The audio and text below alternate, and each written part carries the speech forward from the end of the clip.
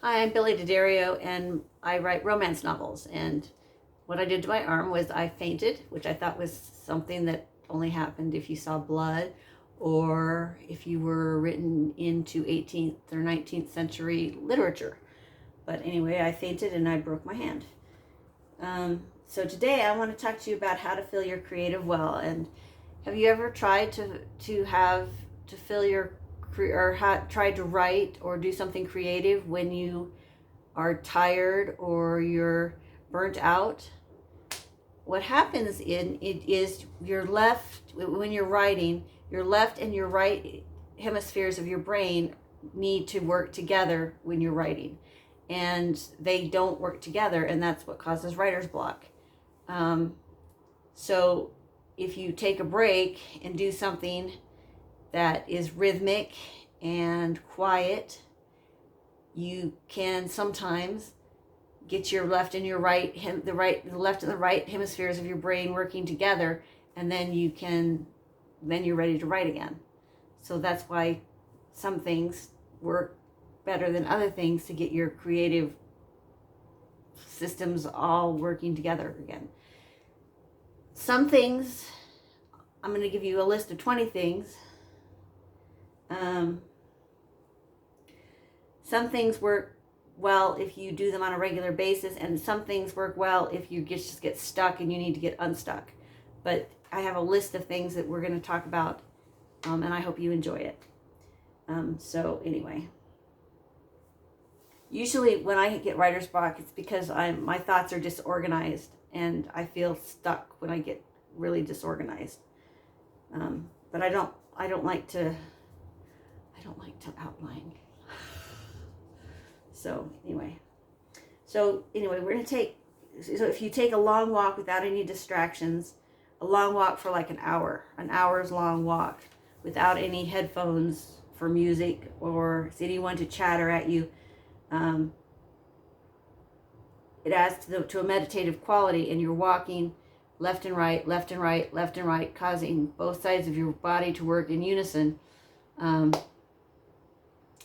And you're breathing in and out, and you're just, you can even think about what it is that you want to write, what comes next, that type of thing. You can get yourself unstuck.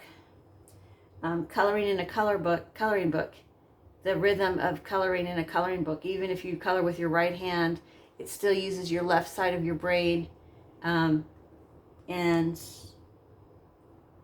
especially if you make a regular practice of it, it can keep you from getting stuck.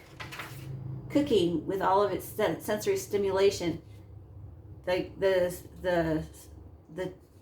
cut, feeling the cutting of the vegetables, the smells, the tastes, the rhythmic stirring of the vegetables, the saucepans and things like that, causes you to relax and feel in a meditative state. I hate cooking though, so I don't do that one. Running for me was one of the best things that I could do for myself on a regular basis. Before I had my back surgery, I ran all the time, which is what they say caused me to need back surgery. But and I ran for hours. I did trail running, and I ran with a silent mantra: good, better, best, never let it rest till the good is better and the better is best. And I ran with that mantra over and over and over in my mind. And that, excuse me, allowed me to keep myself my brain unplugged, and my left hemispheres talking to each other. You could smell the pines and hear the birds, and hear the pine needles crunching under my feet. If you do get stuck, if you change your settings, sometimes if you write at your desk, if you go and write it on your couch, sometimes that there will get you unstuck. If you change your deadlines, then you ask, sometimes it's a matter of just being having a little bit of stage fright or whatever, and you ask for a deadline extension, sometimes that'll help you to get unstuck and ready for the next thing.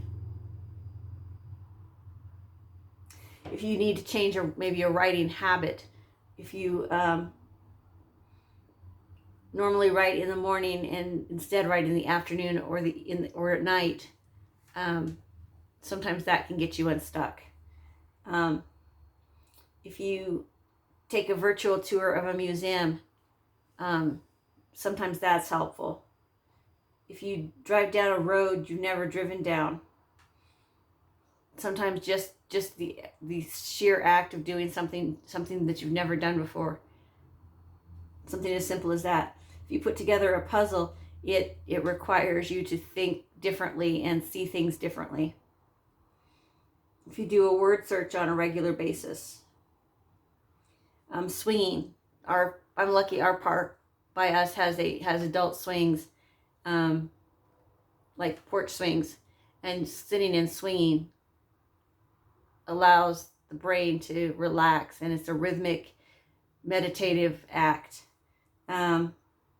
Listening to classical music, particularly Vivaldi's Springtime, the tones in that there allow the brain to relax. Listening to live music allows you to relax and get into a different mindset. Playing with Play-Doh or clay allows you to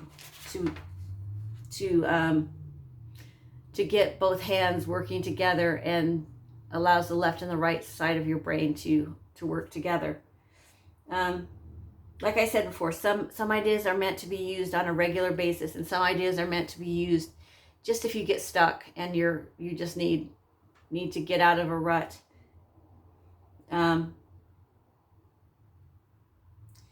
When you have that feeling, it's a horrible feeling when the words won't come and you feel stuck and trapped.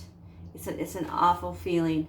I'm not sure how Stephen King manages to put out to work with the output that he manages to come up with, but he manages to do it. So in the writer's box below, I want you to give me an idea of what causes your writer's block. For me, it was being stuck, but for other people, it's perfectionism, which is something that I don't struggle with. I've never struggled with perfectionism. I mean,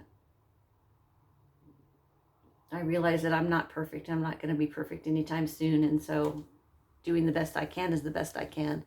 I struggle with perfectionism in another way, which is that I stopped far too soon to be perfect.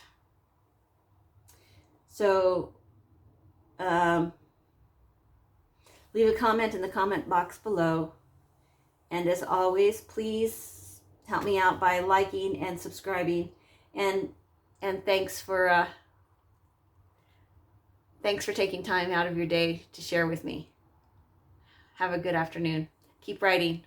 Bye.